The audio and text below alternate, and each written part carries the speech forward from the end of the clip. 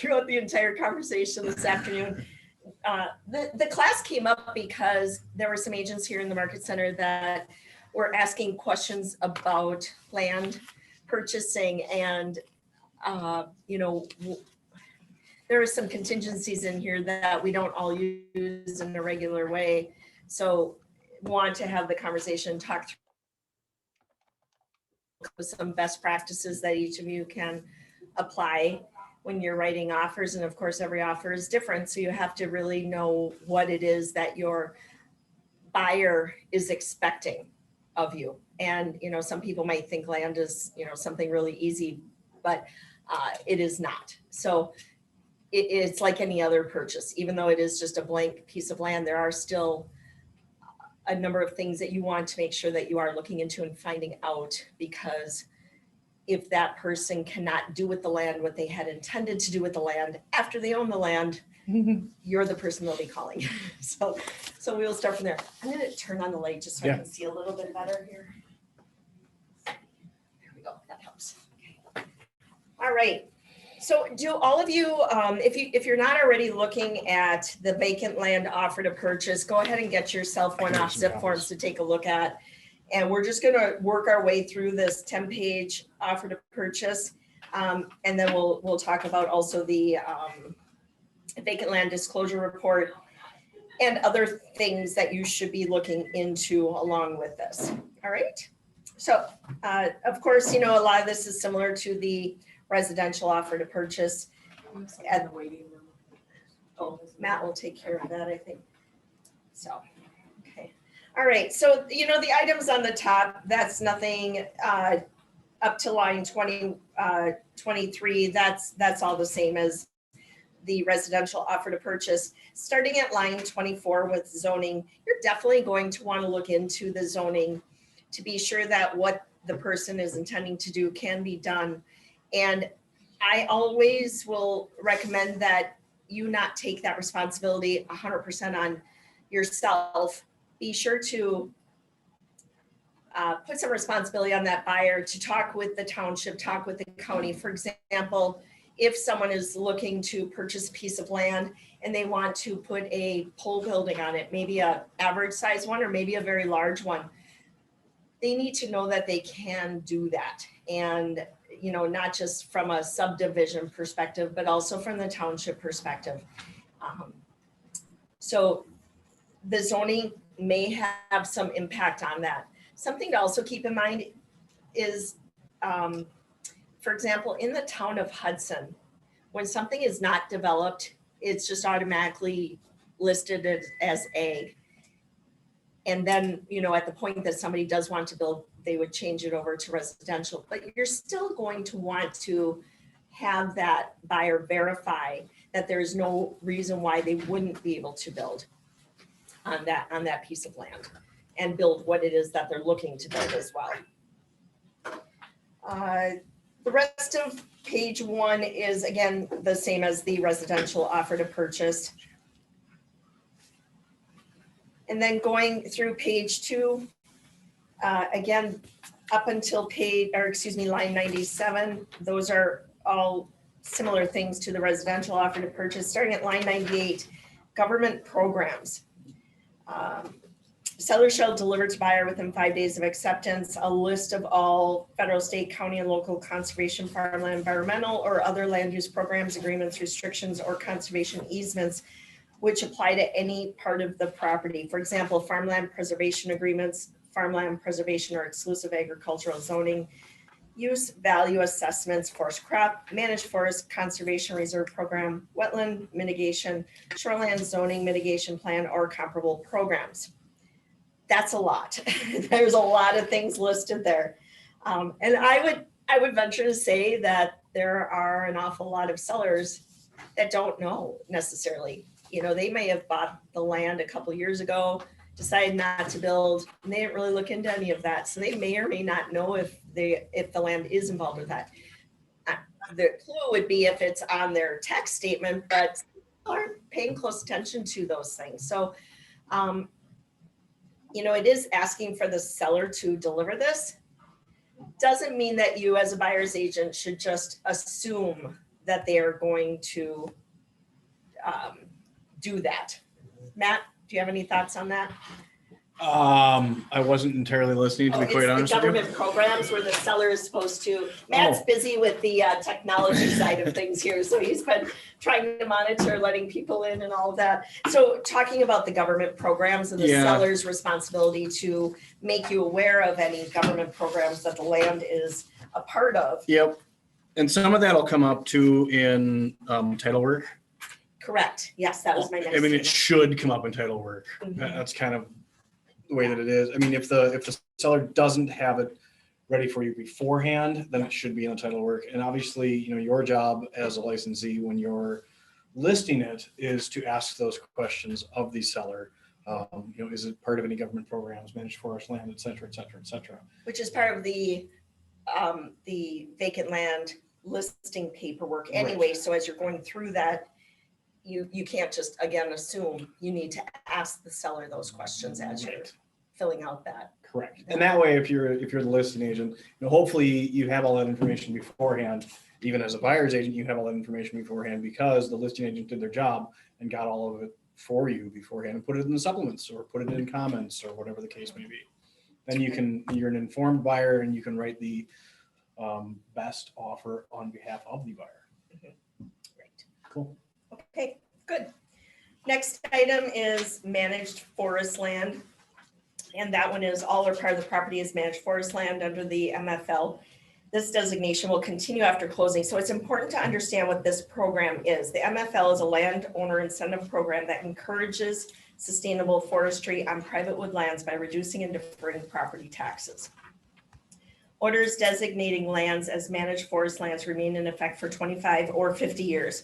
When ownership of land enrolled in the MFL program changes, the new owner must sign and file a report of the change of ownership on a form provided by the DNR and pay a fee. By filing this form, the new owner agrees to the associated MFL management plan and the MFL program rules. The DNR Division of Forestry monitors forest management plan compliance. Changes you make to the property that is subject to an order designating it as managed forest land or to its use may jeopardize your benefits under the program or may cause the property to be withdrawn from the program and may result in the assessment of penalties. And then they do give you a way to look for some more information on this. So again, this is something that if it is indeed in that program and if the buyer is looking to buy land to build something, they need to understand what the implications are of managed forest land and whether or not that will work for them. So you'll want to understand that, make them aware of it, have a more than a text message conversation about that is one of the things you definitely want to have more than a text message conversation about. So you'll want to really help them understand what that means. So, all right, then on page 3, first item, you know, it goes through here and it gives definitions of different things. And the first one being fences.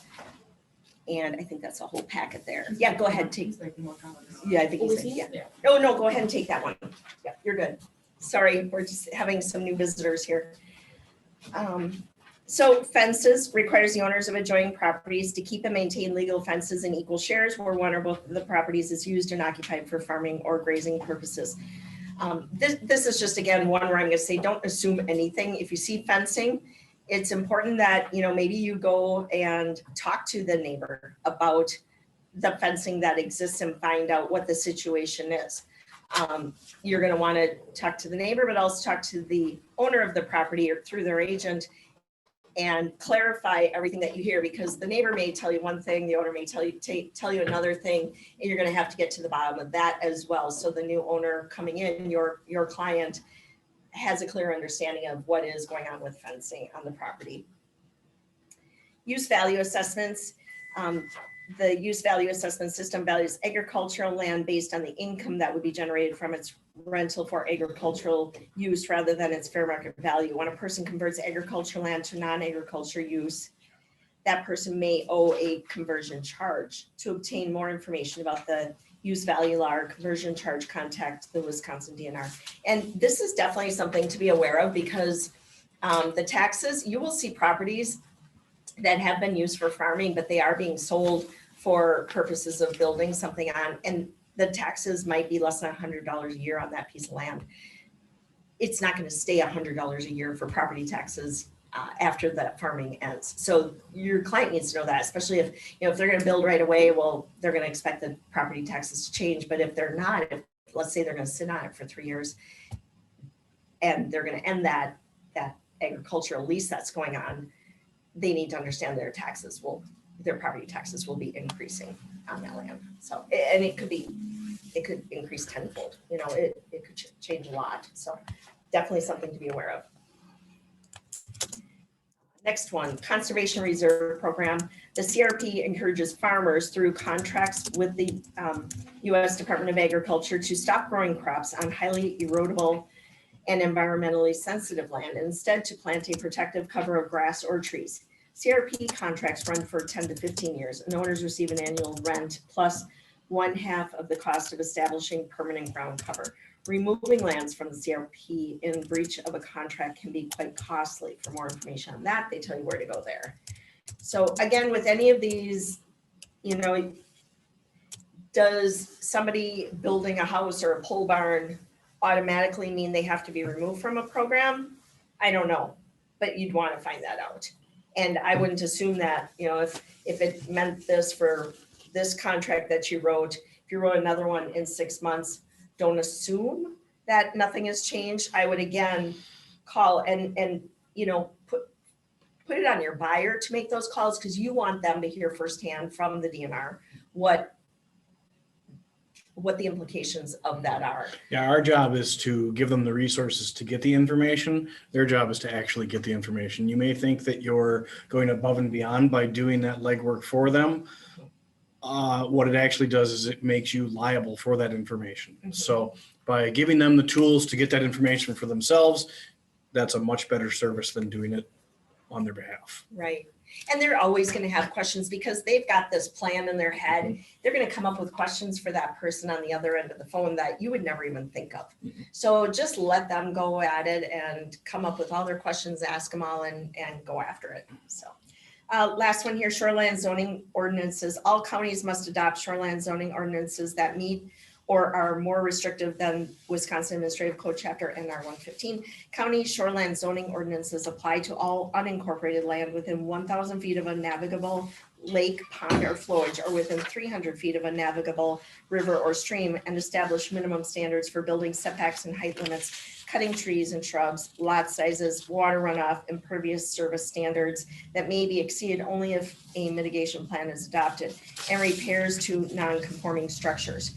Buyers must conform to any existing mitigation plans. And then it gives you another site to visit for more information on this. And then it does also note buyers advised to check with the applicable city, town, or village for additional shoreline zoning restrictions, if any. And, you know, we live in an area where we've got a lot of shoreland here that potentially you're going to be looking at either, you know, look at how many of those properties along the river that somebody buys and their intention is to tear it down and rebuild. There's a lot of rules around that. And just because something did exist doesn't mean that automatically the next structure will automatically have the same kind of setback that that first one did, or stairways or anything. So again, this is another thing where you want to make sure that they're talking to the DNR does have someone that you can talk to, and they will literally pull it up when you call them. They'll pull the property up on the phone and they'll look at it and they'll say, yes, I can see the setbacks for this are this based on the bluff or whatever it is. And it's not a one size fits all rule. So you need to have them find out those rules. And if, for example, let's say on Galahad Road in North Hudson, they're along the river there. I've just heard stories about people with a lot of contentious situations where they tried to work around the rules. Not wise from, you know, stories I've heard. So they're the people that follow the rules exactly and they run into no issues. And then there are those that think that they might have some pull and try to work around it. And it's nothing but headaches. And again, you don't want any of that to be coming back to you as not having informed them enough before they own the property. So, And remember too, the St. Croix River is a scenic national riverway, so getting a variant is not likely to happen. yeah, Period. correct. I mean, Yeah. it's just not likely to happen. I mean, it's regulated by the federal government, and the federal government's even less forgiving than the state government is. Mhm. So, And then think about all the lakes that we also have in the area, the, the Kinnickinnick River, the Rush River, there's all kinds of waterways, and every one of them is going to have a different set of circumstances. So just be aware of all of those. Okay, next item, line 146, buyer's pre-closing walkthrough. So you're thinking walkthrough? Well, you never know. You should still do a walkthrough on a piece of vacant land and take a look Suzy, are at you it. using the current offer to purchase? Oh, I thought so. What's the date on yours? 2011 or 2020? Oh my gosh, it just changed. I have the 11 one. You know why? Because I printed out something with notes on it. Grab the. The copy here. Yeah, I you're will. not saying the wrong Okay, lines. sorry. Okay. I Sorry started about to that. question it You know myself. what? This was, Ah. this Yeah, I think one, you can still totally use your notes. but I know, this one was just from not too long ago, so I totally forgot that there was a different It's one. okay. So be sure to use the 2021 version. Mhm. Yeah, all right. So do we have the most? You have the most current one. I've double checked it this morning because I had the old one still in my zip forms for some reason. It didn't automatically update like they always do. But yeah, so I went back. and Well, grabbed so the I correct one. apologize because it is. The information is completely- still the same, just It in a is, different but spot. I've been going in a complete, you probably are all wondering what I'm looking at, so I apologize for that.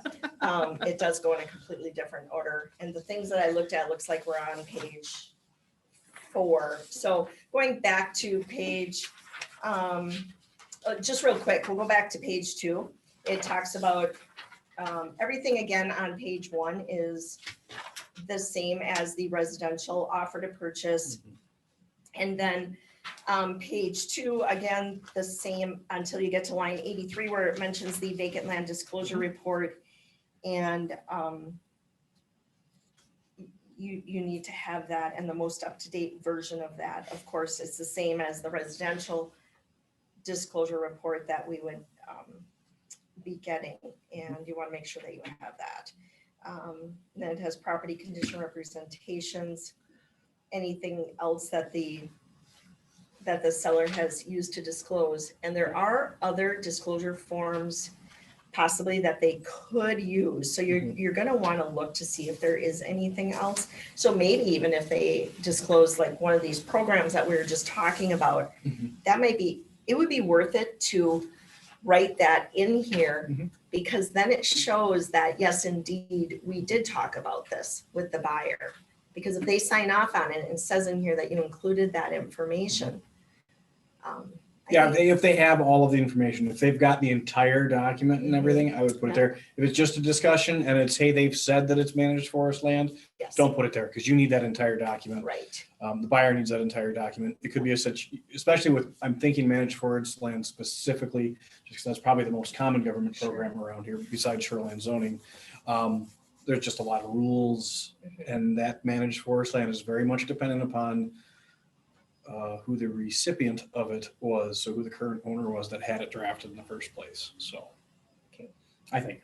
No, that's Just my fantastic. opinion. Yeah, no, that's exactly right. Yeah, so definitely not something just verbal, but anything that you've got written, and then attach it. Yeah. So that they're also, and then I would, when you have them sign the offer to purchase, have them initial every page of that as well, so that there's no misunderstanding that they're seeing it. Yeah. Okay. Totally agree. All right, that was page 2. And then on 3, page 3 is all definitions. So you can look at all of those things. I'm going to just point out, again, something line 127, something to always be paying attention to, and that is underground or above ground fuel storage tanks. And if this was, let's just say it was a piece of farmland that's been broken up, there's a outside chance that you might get a piece of that land that could potentially have some kind of fuel storage tank on it.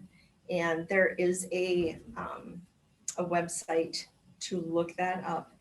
And I can give that all to you towards the end. I have to look it up, but I did grab that yesterday. I just have to look it up and I'll tell you what that is. But there, you can actually put in an address to see if there's anything. Now, that's only if it's been recorded again, you know, and if somebody knew it was there and it was recorded. If it was never recorded, it won't show up there. All right.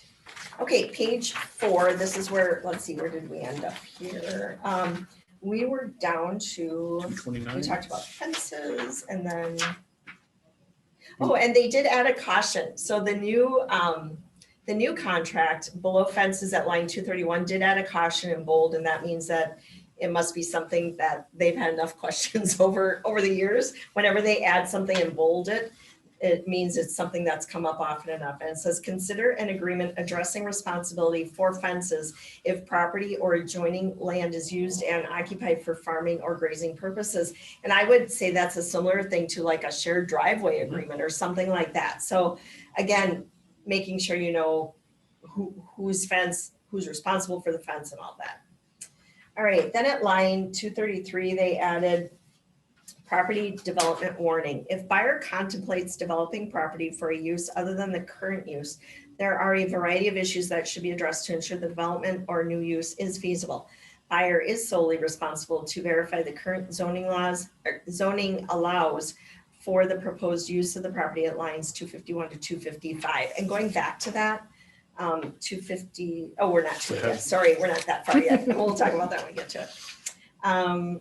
Municipal and zoning ordinances, recorded building and use restrictions, covenants and easements may prohibit certain improvements or uses and therefore should be reviewed. Building permits, zoning or zoning variances, architectural control committee approvals, easements for utility hookup expenses, special assessments, changes for installation of roads or utilities, environmental audits, subsoil tests, or other development related fees may need to be obtained or verified in order to determine the feasibility of development of or a particular use for a property. Optional contingencies that allow buyer to investigate certain of these issues can be found at lines 244 to 304. And buyer may add contingencies as needed in addenda. So that's the caution, again, that they're just going forward with all the rest of these items.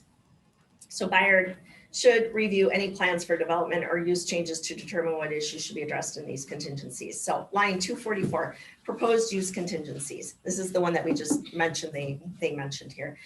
This offer is contingent upon buyer obtaining at buyer's expense the reports or documentation required by any optional provisions checked on lines 256 to 281, which we're going to go through those next. The optional provisions checked on lines 256 to 281 shall be deemed satisfied unless buyer within, and they suggest 30 days. And you know, some of these things could take some time. So really think hard about how many days you're going to write in there. Do I need 30 days? Have they already done some preliminary work in this area? Maybe they only need a couple more, you know, maybe you need to allow for a couple more weeks, but think through that because it will apply to all of these that we're going to be talking about next.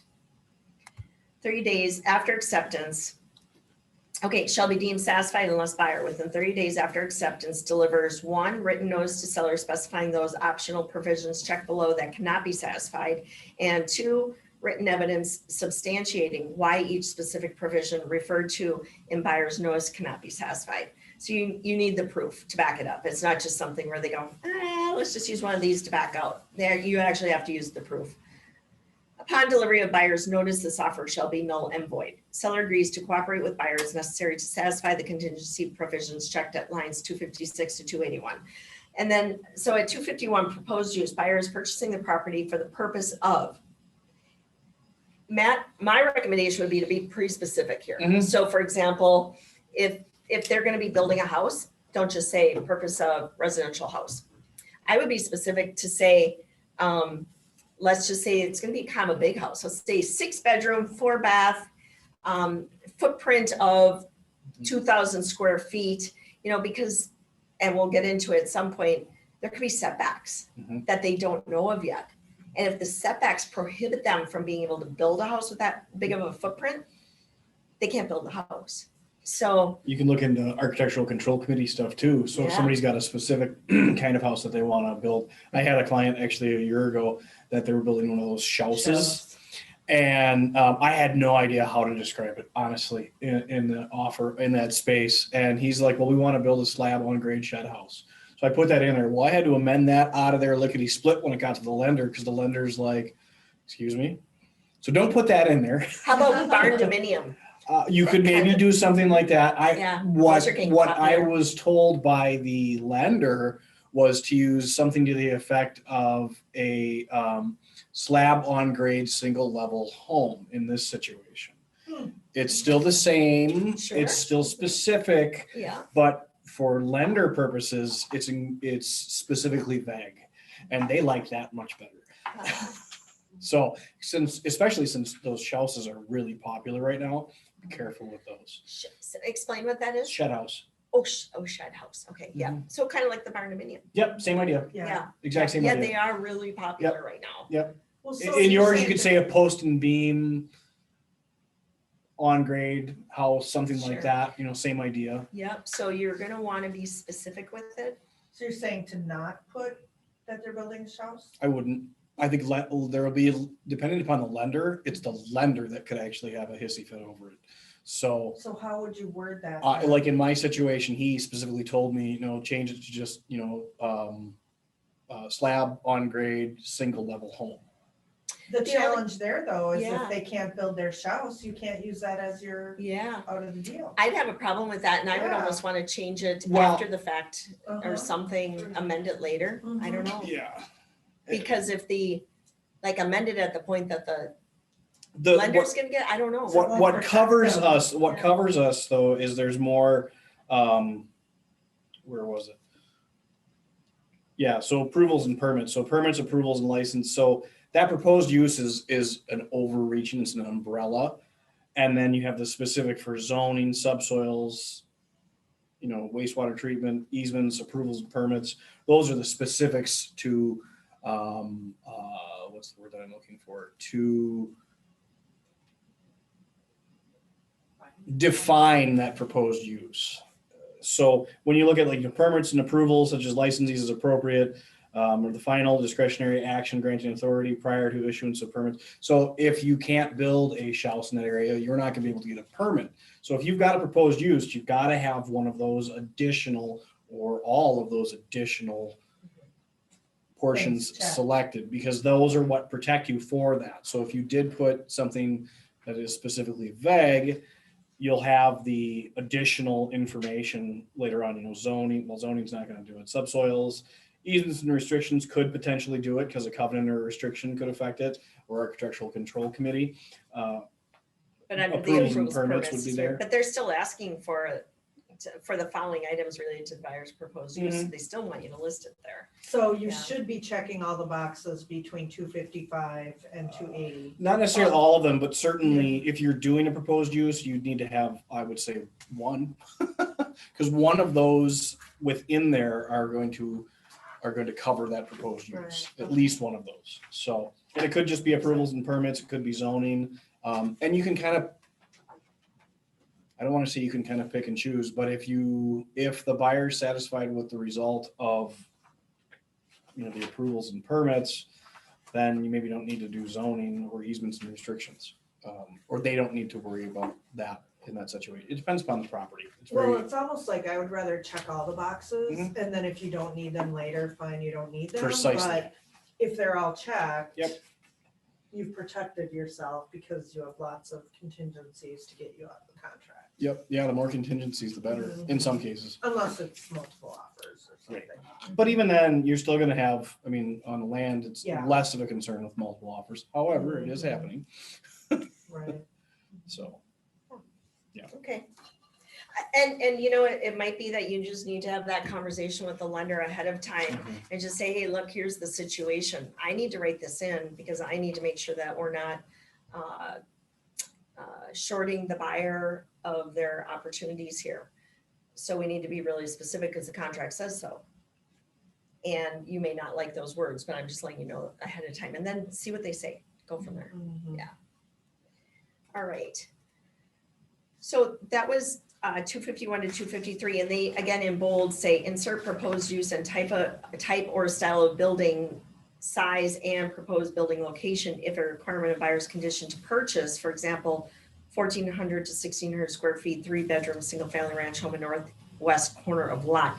And that's important, that last piece there, that Oh, where yeah. it says northwest corner of lot, because if they're like, you know what, I want my house on that hill. I don't want it down there, I don't want it over there, I want it on that hill. Well, if they're saying that, then that should be part of it here. And then they're gonna find that out based on some of these other items. And the next one being zoning. Verificate, we already talked about that, verification of zoning, and that the property's zoning allows buyers proposed use. So we talked about that one earlier. Next item, subsoils. So subsoils, and then the following one is POUT sustainability. So what is the difference? Subsoils, this is for if somebody, they will look at the, well, I'll read it first. When written evidence from a qualified soils expert that the property is free of any subsoil condition that would make the proposed use described at lines 251 to 255 impossible or significantly increase the cost of such development. Now, this is done in a way where they would bring in like a little backhoe and they'll make some, they might dig down 6 or 8 feet with that little backhoe in a section, maybe, 5 feet wide by whatever the width of the scooper is. And they'll dig down in there and look to see, they literally are looking down to see what kind of soil it is. Is it sandy? Great. We're not going to have any issues for the foundation. But if they run into a lot of clay or a lot of rock or something, they know that they're probably going to be building a different kind of foundation. It could potentially be really expensive. So that's where so if there's concern at all for your buyer, or potentially, let's say it's something south of here where it does get really rocky. Maybe you're on an edge somewhere, not like an edge like the house on the rock, but a bluff line or something. Maiden rock. Yeah, maiden rock or something. And this would be something you definitely want to have done to be certain that there's no issues with the soil for them. And again, you're not determining that, you're making your buyer aware of that. And then they have a conversation maybe between themselves, or they call an expert and they say, they call the person they've been talking to about building the house, and the builder says, yeah, you know what? You need to have that looked at because we don't want to run into an issue where I have to give you a bill for a lot more money than what we originally were planning on.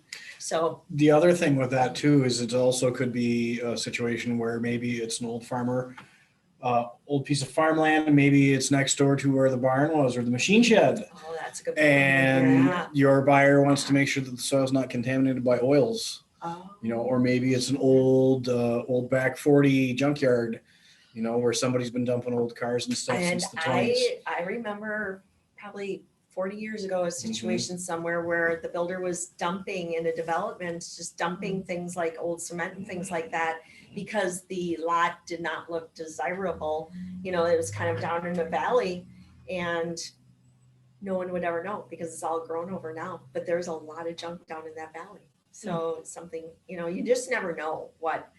I know it's there because I existed when they dumped it, but somebody now would never know. So, yeah. So things like that could potentially come up. So it's something you want to have the conversation about what's underneath the ground cover. And just make your buyer aware that we don't know what's under the ground cover. So do you want to find out? Is it important to you? Talk to your builder, talk to your architect, whatever. All right, next one, private on-site wastewater treatment systems suitability. And this is where we get into the septic system. Written evidence from a certified soils tester that A, the soils at the property location selected by buyer, and B, all other conditions that must be approved meet the legal requirements in effect on the date of this offer to obtain a permit for a POUTS for use of the property as stated on lines 251 to 255. The POUTS septic system allowed by the written evidence must be one of the following POUTS that is approved by the state for use with the type of property identified at lines 251 to 255. And then you would say, conventional mound, at-grade, in-ground pressure distribution, or holding tank or other. And it's important, again, a few things here. Going back to that description, if that person said, I only want my house up on the hill over in that area, nowhere else, does the soil up on the hill in that area conform with the kind of pouch system that they're willing to put in? Because a mound is going to cost a lot more than a conventional, or because of the way the land lays, what is the cost? Can they do conventional, but it's going to be unique? Every septic system is unique to the property that it's being put on. And that is important to understand. You could have a mound system that could cost you $18,000 to $20,000. And a conventional system in that same spot would be $8,000. Can they even put a conventional system in? So those are the kinds of things where their expenses go up significantly based on these things. And that's where you don't want them to give you a call later to say, hey, I can't do what I wanted to do here. And this is a big deal. So you need to help them understand the differences, and by hiring somebody that's going to go out and do that soil testing for you, for the buyer should have that, again, phone conversation with that soil tester ahead. The soil tester needs to know where they're willing to put their system. And again, what if they want to build a pool? You know, let's say it's a nice flat piece and they want to put a pool, or maybe it's not so flat, maybe it's kind of rolling, but they're like, you know what, I need that area for my pool. That's really where I want it, because I want the house here, I want the pool really close, so that septic's got to be over this way. Those things all matter in this, because if their whole intention was to put that pool in, now they can't put a pool in, they're gonna be sad. So it's important to know that. Okay, easements and restrictions. Copies of all public and private easements, covenants, and restrictions affecting the property, and a written determination by a qualified independent third party that none of these prohibit or significantly delay or increase the cost of the proposed use or development identified at lines 251 to 255. This is, you know, just like with a residential property, what's the driveway? Is the access to this property through another property? Is this a flagpole type property where it's got the long entrance and then the big part in the back? So if it has long entrance, are there any easements off the entrance for the neighbor? Like, does the neighbor have to use your driveway to get to their driveway? Are there? Your driveway is probably an easement. Your in that driveway, situation. the property you're looking at buying, or your client is looking at buying, could have an easement on it for the neighbor. So what are the Well, implications? no, the driveway of that? probably goes over the neighbor's property. That driveway is probably an easement. I've seen both. And that, Yeah. and that can sometimes be difficult. It can be difficult. Sometimes and it you depends on have who the person is. neighbor that easement affects can be a real pain in the. Especially if they haven't had anybody else living back there for a long time and they're kind of liking that. Now all of a sudden there's somebody coming along and stirring the pot for them. So Cutting through the middle of their Yeah, property or something yeah. like that. Well, Yeah. I've had several situations too where they have no formal shared driveway agreement. It's a shared driveway and you can't sell without an agreement. No. Like, it's just not possible. So I've actually had quite a few that the neighbor didn't want an agreement. right. And it makes it really difficult to sell the house next door. Virtually impossible because a lender's going to require it. Yeah. Right. And then that all has to get figured out. Before. Now you have to get cooperation from that neighbor. Mhm. Can you get cooperation in time to get everything to meet all the timelines you've written in? And, you know, it can get complicated. So it's important to also be aware of that. If there is one and it's been recorded, it'll show up on the title work. And sometimes that could happen too, where it shows up and everybody's like, oh, there is one? Oh, now what? You know, and they Mhm. could be that there's been a change in ownership once or twice or three times since it was put in place.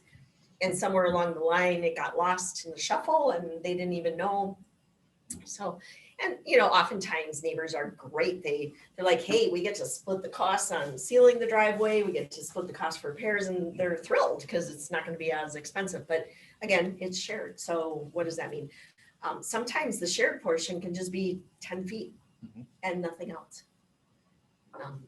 You know, or again, I've seen it also where the property is like this long flagpole. So you got this long strip and then the big piece in the back, and that's all part of that property, but the neighbor has access through your piece. So so it can go both directions. So things to be aware of. All right. So you would check that so that you have the ability that if something does show up, or you want the ability to find out if there is anything, you've got that built in. Which that's going to be part of title as well. However, I wouldn't want to rely I on would it because if still- it's not recorded, you know, but Yep. then you find out in another way that it does exist. you'd absolutely still check it. And the next one, approvals, permits, approvals, and licenses as appropriate, or the final discretionary action by the granting authority prior to the issuance of such permits or building permit approvals and licenses for the following items related to the buyer's proposed use. So again, we've kind of covered this, but this is exactly where you're going to specify if there is something they do need a specific permit for. Let's say they're Like a house, what was it? like Yeah, a house. like a shouse. Or yeah, and they might be building a shouse because they have a business. Yeah. And they want it all Yeah. together in one place. Yep. And now does the township, let's say Brian Word has to make the decision here. Yeah, they want to put you know, a huge pole shed even just on its Yeah. own. Regular house, huge pole shed so they can house their business there. Yeah. Well, He's I gonna mean, say, oh, maybe there's no tell me more restrictions about or it. covenants, Yeah. but there could be at the county level or at the Right. municipality level, Yeah, or the township level. township level. Yeah, so again, things you want to be sure of because they might not like Mhm. what it is that you are, what that buyer is wanting to do with it. Mhm. Okay. 275 utilities, written verification of the location of the following utilities service connections, for example, on the property, at the lot line, across the street, etc. So you're just going to want to make sure there are places, you know, of course, where there is no natural gas, there's only LP gas. For some people, that's going to put it all to a stop. They're not comfortable with it for whatever reason.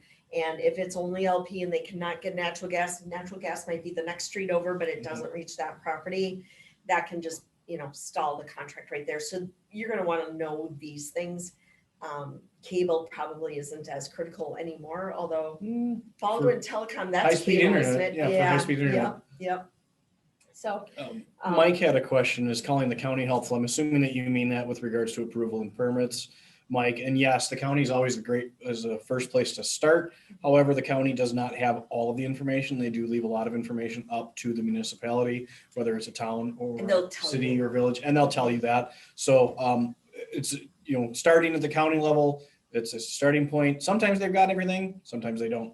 But yeah, I would definitely, you know, if you got to call the county, you got to call the county. Mhm. And then that next one, line 280, access to the property.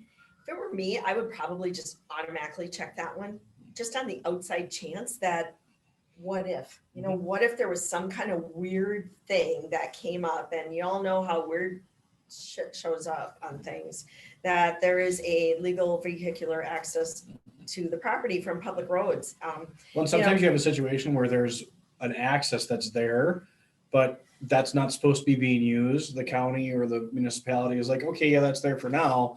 You can use it for now, but as soon as you sell it, that has to be abandoned and you've got to create a new one, which the new one could cost, God knows, you know, $20,000 or something because you got to shift its position completely. And it totally throws everything off whack for the buyer. Yeah. Then they could have had a That- rental agreement for a lot of years Yeah. because they were real friendly with each other. Yep. But now their friend is moving, Yep. they're selling the land and they're kind of sad about it. And they're like, oh, I don't really like that new person. I don't want to have to make it easy on them. So just, you know, you never know. Just things to be aware of. So I would always just automatically check that one. And, you know, they might ask you why. You might say, well, I just want to be sure, you know, there's not something funny going on. So, alrighty. 282, land use approvals / permits. This offer is contingent upon, and this one, so the ones above this were all responsibility of the buyer to find out and at their cost. Now, starting at line 282, we do determine whether the buyer or the seller is going to be the one that is going to provide the information and be responsible for costs in getting that information. So you're going to want to have that conversation as you're going through this part with your buyer to say, okay, how do you feel about this? Do you want to take care of it? And some people might go, yeah, that's on me. I don't want to trust it to them. I'll take care of it. I'll pay for it. I don't care. I want this. I want to be comfortable with this. Or they might say, no, it's fine. Let the seller take care of it. This offer is contingent upon buyer or seller obtaining the following, including all costs. And it's a zoning, conditional use permit, variance, or other for the property for its proposed use described at lines 251 to 255. Seller agrees to cooperate with buyers necessary to satisfy this contingency. Buyer shall deliver within, and then number of days. Again, make sure you allow yourself enough. So many days of acceptance, written notice to seller if any item cannot be obtained, in which case this offer shall be null and void. All right, next item, map of the property. This offer is contingent upon, again, buyer or seller providing a map of the property dated subsequent to the date of acceptance of this offer prepared by a registered land surveyor. I'm gonna stop right there because of what it says, dated subsequent to the date of acceptance of this offer. So let's say that the seller in the supplements provided a survey map. It's a CSM, it's been recorded. If you don't cross out where it says dated subsequent to the date of acceptance, but you're asking for a map and you specify some things, they might say, we have that one that we provided to you, but it's not subsequent. And that one that they provided to you could be from 1900. Yeah. And maybe Yeah. it was done with meets and bounds as opposed to the way that they Right. do surveys nowadays. And that's going to make a considerable difference. It You is, could lose 5 yards or not Sure. yards, 5 acres on a Yeah. 100-acre plot. right. Yep, or they might have been thinking about putting this property for sale, for the last 5 years, and they might have done 5 years ago, and it's a Mhm. great survey. Mhm. So all the corners are marked, everything's really clear. So some things to think about with this one is that I can say that I have crossed that line off, dated subsequent to the day of acceptance of this offer. I have just put a line through that saying that's not necessary if I feel like they already do have something and I've seen it, but I want to make sure it's still part of this contract. So then you're essentially asking them to do a new updated fresh survey. Well, then If it you goes, don't cross yeah. that line off. Yeah. correct, yeah. Mhm. And then it goes on to say prepared by a registered land surveyor within, and then again, you would cross this off within so many, that would be, Select a date. what was that? Select a date, timeline. That's a timeline. Yes, well, it says prepared by within so many days after acceptance, so again, you just have to talk through that if you want it to be prepared within, or is it just provided by? Or whatever it is that you want to be, but be clear on that, after acceptance, and then either at buyer's or seller's expense. And then it goes on to say the map shall show minimum of how many acres, maximum of how many acres. So, they're telling you how many acres in the listing. If they included a CSM in the supplements, look at that to see what it indicates the acreage is. Should be the same. It should be the same. You're gonna wanna look Should to be. see if it is the same. And, I don't see anything wrong with putting, shall show a minimum of Mhm. whatever that number is that they've given you, Mhm. put a minimum of those acres. Mhm. Skip the part where you're saying how many maximum If acres it's it is, because it more, doesn't, It's more, if it's that's more, great. great. Because this could, Bonus. that plays into the, it's the survey map that was done in 1950. Right, yeah. They do surveys different today, so you're gonna have a larger amount of acres in a survey from 1950 than you are in a survey from this week. This is a long time ago, but sometimes when a farmer is selling their estate and they might be saying, and you could get additional 5 acres. Mm. Would you then in the purchase agreement put that in there, or do you also need to attach this as a separate, because you're also obtaining acreage separately from the residential parcel? I was Additional reading the provisions. question, so I'm sorry. Oh, I'm thinking additional provisions is where that would be stated in that, Okay. saying, Because some of this stuff they may like, oh, I might get that 5 acres, and you know that the township says it needs to be 3 acres or more, and you're like, I could get this and sell it in the future. So then would you want to have some of these contingencies in place? Some of those, the easements and restrictions, that would be part of the easement and restriction because that's going to be a deed condition. So that's going to show up in Yeah. title work as well as here. And that would, of course, change the situation for the potential buyer if they wanted to, buy a chunk and parcel it off, find out that they can't. So yeah, it'd be part of that. Am I hearing the question right? You would just include that all in the regular residential offer to purchase, or you need you mean the vacant land offer? or both, because you have the residential piece of it, and then there's Well, also that. You'd have two Oh. separate offers if that's the Just to do situation. that. Yeah, because Yeah. you, I didn't understand that there was Well, already a because house. I mean, if you- finance it as a residential offer. or yeah, residential- okay, so if it's I know. It's a sounds separate complicated, but- parcel. it is a separate parcel. However, yes, you could add that to a residential offer to purchase. And you could extrapolate some of these and put them in additional provisions on the regular residential offer to purchase. However, most of that stuff is going to show up, especially when you're talking about restrictions with a lot size situation. It's going to show up in the title work if there's a restriction in the lot size. So are you talking about somebody buying a property with a house on it already? Yeah. And then the additional acreage? Okay, I didn't understand that first. yeah, because they're trying to do it as all one. Offer. You couldn't attach this. No, you'd have to I'd extrapolate. probably do it a and blank addendum and Yeah. just Just add them. add all these Just copy things. and paste them right out of here and drop them in there. I mean, Right, you I've can do never that. been able to copy and paste on zip forms. No, me Totally either. done It doesn't let you, but you're gonna wanna make sure I've that you done get the language in there correctly, and, it might be several pages of addendum, of a blank addendum that you're I'm writing just all this wondering, on. because I mean, I've seen it, I have not actually written one in its Mhm. entirety to include an additional parcel of land, and I was curious if you just. Yeah. I have, But it if was a that city additional lot, parcel so- is something that they wanted, they wanted to be able to build another house on, yeah, I would get all this in there. And just Mhm. put that in the addendum on the residential offer. Okay, Yeah. that's all I wanted. Yeah. Another question, isn't it best to verify with the tax record? I'm assuming that you mean the size of the lot. Obviously, that's a gut check. Tax records should be accurate. However, sometimes the tax records are the lot sizes from that survey from 1950.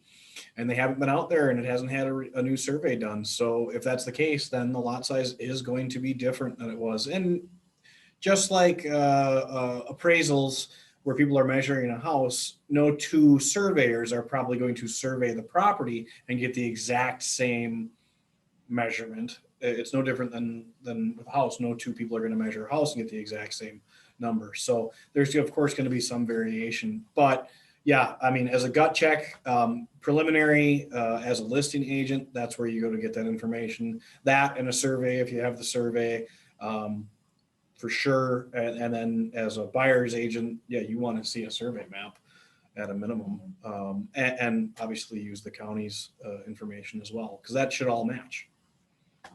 Mhm. So. Okay. So if we go back to line 291, where it says, so we're gonna, again, maybe fill in maximum of acres, maybe not, it's up to you and your buyer. We go on to say the legal description of the property's boundaries and dimensions, visible encroachments upon the property, the location of improvements, if any, and this is your opportunity to write in something such as, let's say it's 10 acres and there's a lot of woods on it. And, you can't really see what it looks like from, you can start walking through, but even if you're walking through, you can get turned around and all kinds of things. So this would be a place that you could put something such as visibly staking all corners of property and then stating by who. So for example, you might say by Wisconsin licensed land surveyor. So you might not be asking them to produce a whole new survey, but you might be asking them to have a surveyor mark the corners. Now, if the surveyor has to mark the corners, they're still gonna have to do some work. It's still gonna be an expense for the seller, but in a case like that, you're gonna wanna be comfortable with where those corners are and that your client's comfortable with what they own or are going to own.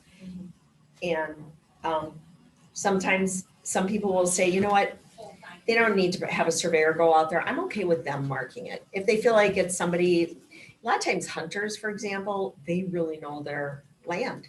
And so if it's a piece of hunting land, maybe 20 or 30 or 40 acres of hunting land, but it's got some woods on it, a lot of times those hunters can say, I know exactly where my corners are. And the buyer says, you know what, I'm good with that person just marking those corners. So just some things to keep in mind there. Again, a conversation with your buyer about how you want that stated. That's the most important part. Yes. Yes, the most important part, that your buyer determines that and that they understand their options. So, okay, 294. Additional map features that may be added include, but are not limited to, staking of all corners of the property. Again, that goes back to asking it to all be marked. And I would add the words visibly marked so that they got, some, let's say they don't use brown tape, but they use some nice bright orange tape so you can actually see it easily. Because it can, again, be hard to find sometimes. Staking all corners of the property, identifying dedicated and apparent streets, lot dimensions, total acreage or square footage, easements or right of ways. So those are just some of their suggestions. Definitely, want to figure out what you are asking for. 297, caution, consider the cost and the need for map features before selecting them. Also consider the time required to obtain the map when setting the deadline. If it's the middle of summer, or let's not even say, let's say it's early summer, getting a surveyor out there real fast, not easy. They're so busy because that's when that's their super busy time. They slow up in the winter. So So that you'd can be think the difficult. surveyor downstairs has been swamped for like 8 months. Yeah, yeah. Well, and then the other challenges in the winter is getting them out there. It's just to winter. be able- Yeah, Yeah, it's Yeah. hard to navigate the property in the Uh-huh. winter. It is, yeah. yeah. And even in the summer, you know, they It's hard to sometimes navigate have to be properties. chopping as they go because they can't get through if it's really thick. So Mhm. there's a lot of things to consider for the surveyors here too. So you want to take all that into consideration is, you know, how hard is it going to be for a surveyor to get out there, calling them ahead saying, hey, you know, what are your thoughts? What's your time frame right now? Mhm. And making sure that you allow enough time for that one as well. Okay. This contingency shall be deemed satisfied unless buyer within 5 days after the deadline for delivery of said map delivers to seller a copy of the map and a written notice which identifies 1, the significant encroachment, 2, information materially inconsistent with prior representations, or 3, failure to meet requirements stated within this contingency. Upon delivery of buyer's notice, this offer shall be null and void. Once the deadline for delivery is passed, if seller was responsible to provide the map and failed to timely deliver the map to the buyer may terminate this offer if buyer delivers a written notice of termination to seller prior to buyer's actual receipt of said map from seller. So just cautioning you on deadlines. They're just like always. Then we get into inspections and testing. So, you know, you're thinking an inspection, what are we inspecting? Well, you never know.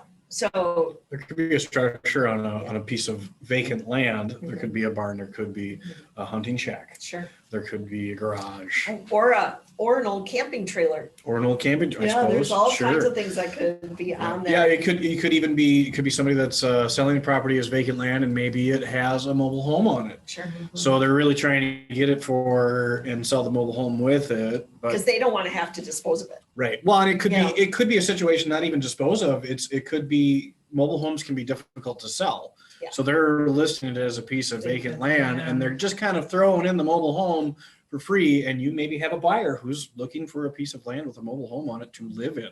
Yeah.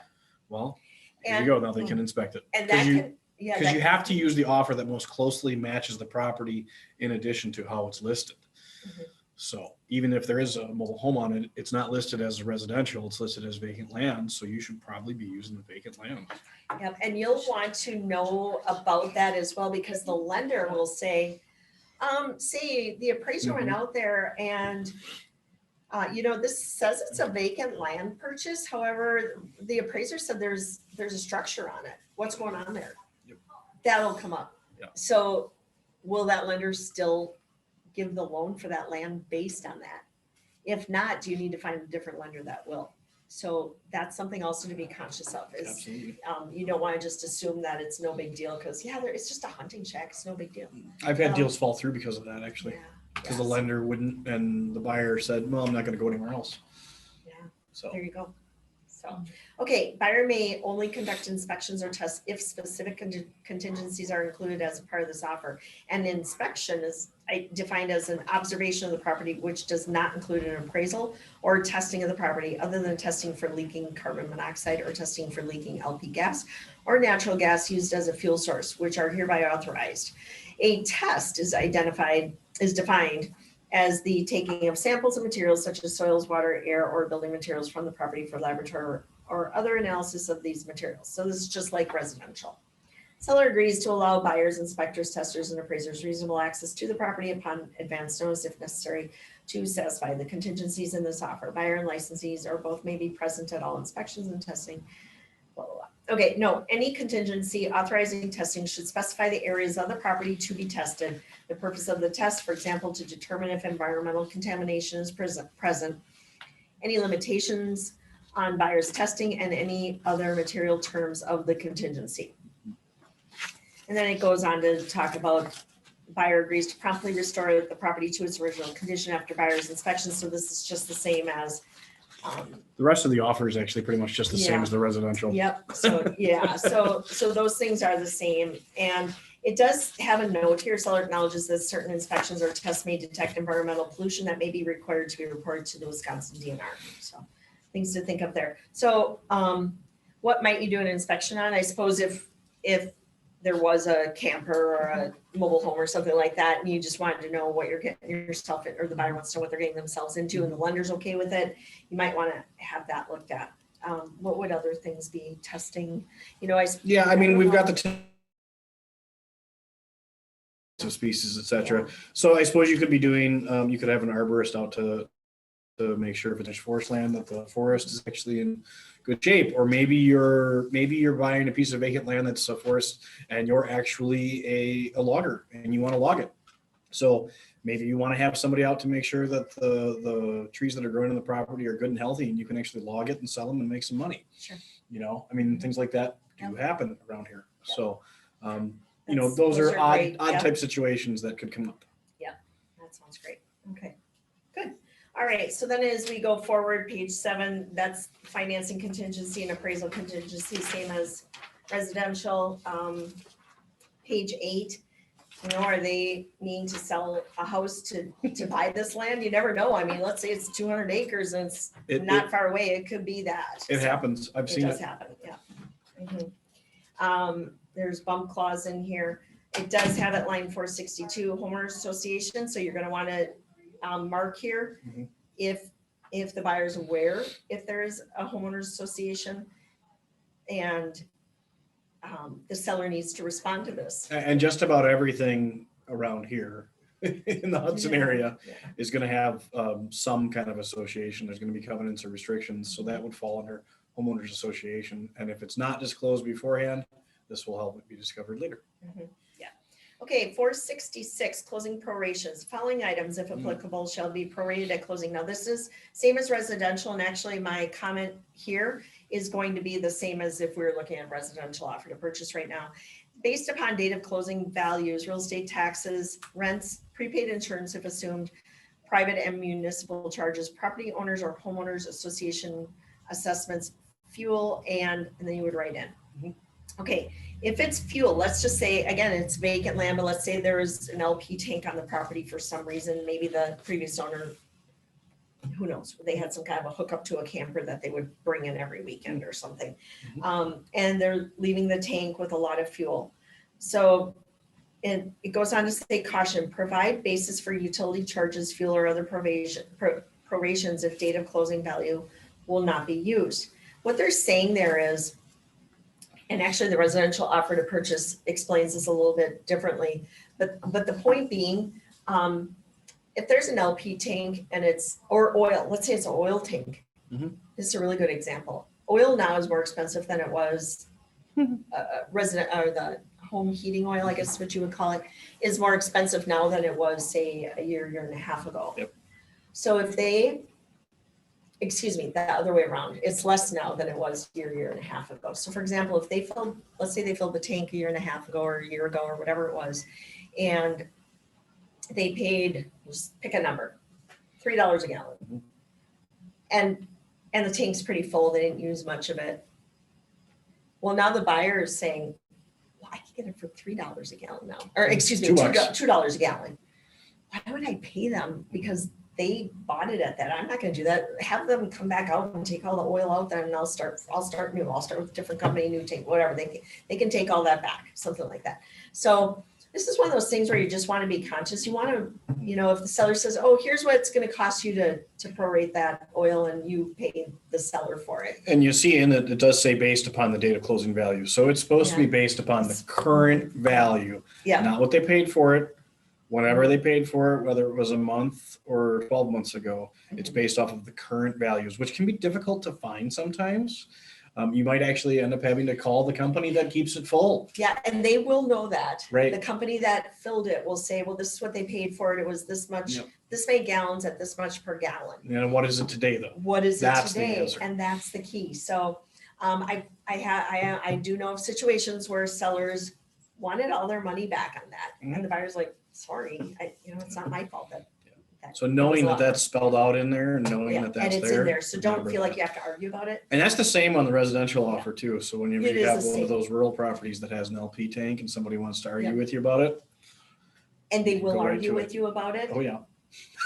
Agents that have been around for a long time will argue that one with you, and you can just go, read the contract. Yep. And that should be the end of it. Yep. There should be no more discussion. So, yeah. Okay, so that's that one. And then it's the same with prorations for taxes as residential. Title evidence, all the same, all of this on page 9. It's the same. Again, page 10. Page 11 is the same. Page 12 is the same. I'm just gonna real quick look at my notes and mention a couple of other things here. They did give us a really big section for the additional provisions and contingencies. Oh, yeah. That was a change that they made. Yeah. So, which is nice. It used to be a much smaller section. Yep. If, let's say they didn't have a seller vacant land disclosure report provided, but you wanted to get this offer written and they just haven't gotten it to you yet, be sure to write that in additional provisions, and also to say it's that it's provided and is satisfactory to the buyer. Make sure that you cover them on that as well. Let's see here. Okay, some other things. Addendum A.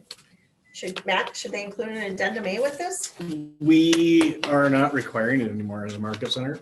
Okay. However, there's always good information on addendum A. Mhm. So it is advised that you do include it with all of your offers, no matter what. Right. Um, Yeah, there's a lot of information on page 2 of addendum A Yep. that you'll want to, and it does at line 37 of addendum A, it does repeat the information about the map of the property, and I don't know if you need to repeat it, but. No, as a matter of fact, you yeah. shouldn't. repeat it. It's conflicting. If you're using addendum A, it actually would be beneficial to strike out the map of the property section on addendum A. That's Okay. per the WRA. Okay, It's the same thing, with the residential offer, they added the radon testing contingency to the offer, and then it's also an addendum A. You're supposed to strike it in one place or the other. okay, good, thank you. Page 2 has some things that, it talks again about underground storage tanks, and this is beneficial in a residential one, but again, I guess it does cover it in the offer, so it is somewhat redundant, but might have something worded slightly different. It's always good to have it. Yeah. Addendum A is always Yeah. advised. So some things to include when you're sending it over, if they provided you with that certified survey map, I would attach the certified survey map to the offer to purchase, have the buyer's initials on it as well. That way the seller knows that the buyer has seen it, they've signed off on it. If there's something that you wrote in that needs to be specified, then that's understood between everybody. And then, of course, the language that goes along with the CSM right there. If let's say just a regular aerial county map or something was included, you might want to have that part of it, again, so that they see things. Yeah, which those maps are notoriously inaccurate. Correct, yeah, they are, yeah. So make Yeah. sure to go Yeah. over that with your buyers Right, when yeah. you're having this discussion with them, even when you're going to show the property and you Yeah. bring something like that with you, you say, that line could be off anywhere from 5 to 20 feet. and that's true. They will tell you that at the county. Yeah. It can be 20 feet off. It's just a superimposed line. It's just to give you a general idea. Of where it is. You could include something such as the tax statement from the county, which has information on it. And that way, everybody's eyes are on the same thing. If there's something that's not right there, Mhm. then hopefully the, seller would say, you know what, that doesn't look right. It This only says 3 acres. It and says then- 3 acres, but that's not correct. Then you've got your, your vacant land disclosure report, of course. Something I'm just gonna mention, to keep in mind is if they are building, when it goes back to that proposed use, some of you have probably heard my story. I have a personal situation where I got a call from the buyer the day after the closing of a piece of land. And they said, our architect says he can't build our house on that land. And I go, hey, do you remember all the times I told you to talk to him about it? But beyond that, you know, I've never saw your plans. I would never know. You know, that was just a conversation we had. But then you know, looking back, if you sit down with them and you go through these things really specifically, hopefully you never have that situation come up. So in the case of this one, for example, that's why the the maps are so important because of setbacks. Mhm. The situation was, it was a corner lot. So it not only had front setbacks, but it had side setbacks that did not work with the plan that they had. It was a pretty big footprint and it didn't work. Probably took like 20% of the lot or something. It's pretty significant. It can be. So, If you got 100 foot setbacks on a half acre lot, Yeah. you're down to way less than yeah. half. And even this one was, I think, a 2-acre lot, but Yeah. you know, depending on how enough. that thing is shaped, if Yeah. it's longer and more narrow, that's gonna, Triangular shape or something like yeah, that. you just never know, a pie shape or something, Yep, yeah, you just never know. So setbacks are really, really important and you Mhm. need to talk to them about setbacks, especially in a case where it's like a 1 or a 2-acre lot Mhm. or less than that. You've got to know what those setbacks are so there's no misunderstanding. Yeah. In that case, I bought some lovely trees for them.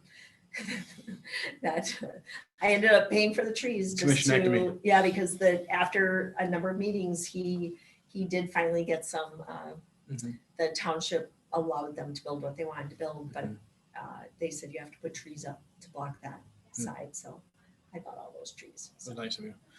Jill had a question about if addendum A is no longer being required by the market center, how do we do seller contribution? Well, obviously, if you're asking for a seller contribution in any scenario, you have to include addendum A. We, as a market center, were requiring addendum A because of the home warranty section on it.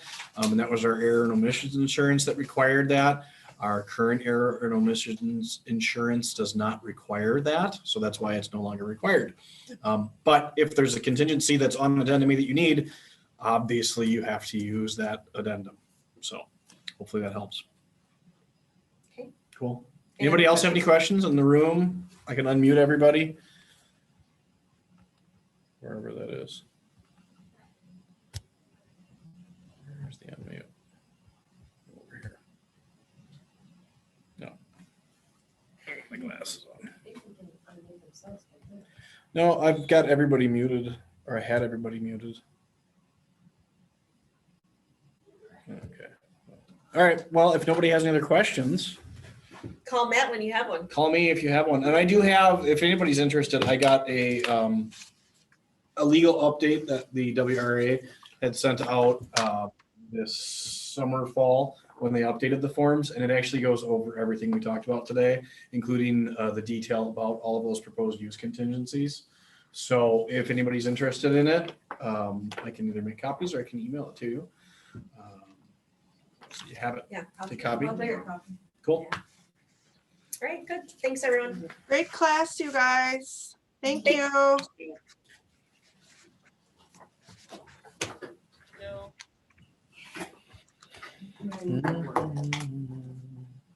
So, thank you. Now. Oh, yeah, you bet.